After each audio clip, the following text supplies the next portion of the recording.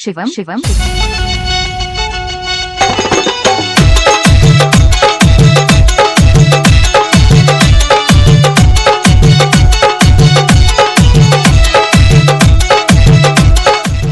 शिवम शिवम हमरे मना कइले पर मनबू हमरा के सुनही के बाबोला का कहत करी घमे घमे काम हमर जोर गइल चाम। अरे कहां जरल बाबू करी घमे घमे काम हमर जोर गइल चाम। ले ले ऐता किरमिया गोराए वाला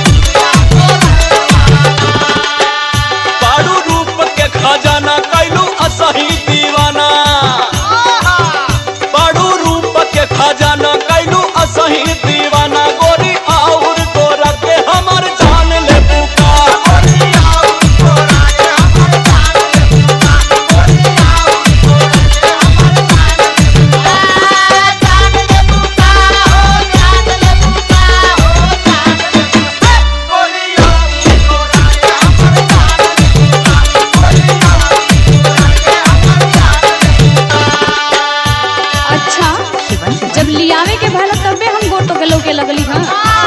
इससे पहले तो कबो ना कहत रहला कि हम गोर हई हम सुंदर हई।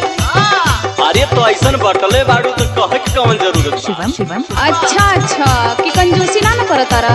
अरे नहीं हो तोहर कसम। और सुना इतने कमी ना बा भाई हम बताओ तनी ना काहे के कंजूसी करत तारा। बोला बोला सुनो बोला शिवम ओजन घट गइल मोर बड़ा भइनी कमजोर। कौन बतौलस ओजन घट गइल मोर बड़ा भइनी कमजोर। ले ले ऐता कोनो टानिक मोटाए वाला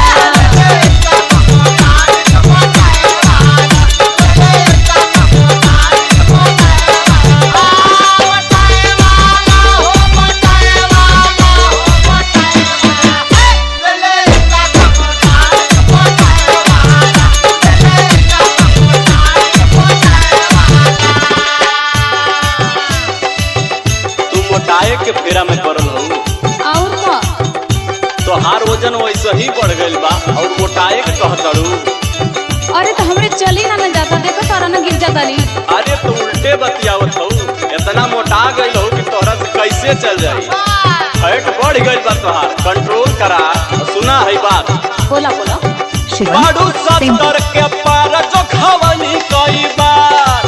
हां हां भी है कहबा बाड़ू 70 के पार जो खवनी कई बार। गोरी और मोटा के हमर जान लेबू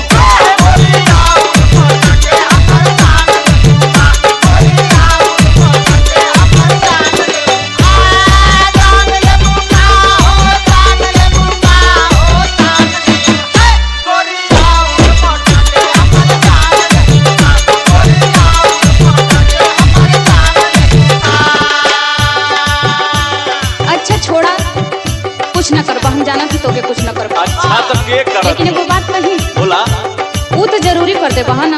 अरे तो हम ही करतानी ना कि गांव जवार करत हो। एगो बतियाला मान भइल पायल पुरान। लो खर्चा बढ़ाऊ एगो बतियाला मान भइल पायल पुरान। पे जनिया ले ले आई छम छमाए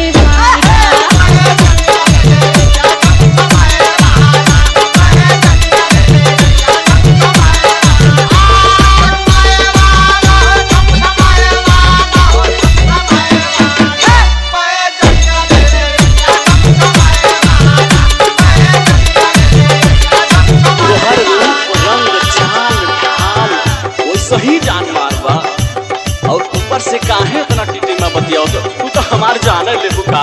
अच्छा तोहर हीरोनी के चाल दिया करे ला बेहाल। तोहर हीरोनी के चाल दिया करे ला बेहाल। पे जनियो बजा के हमर जान ले बुका।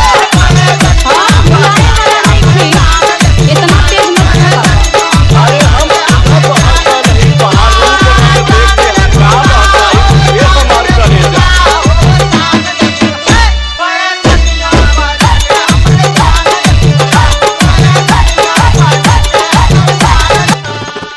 शिवम शिवम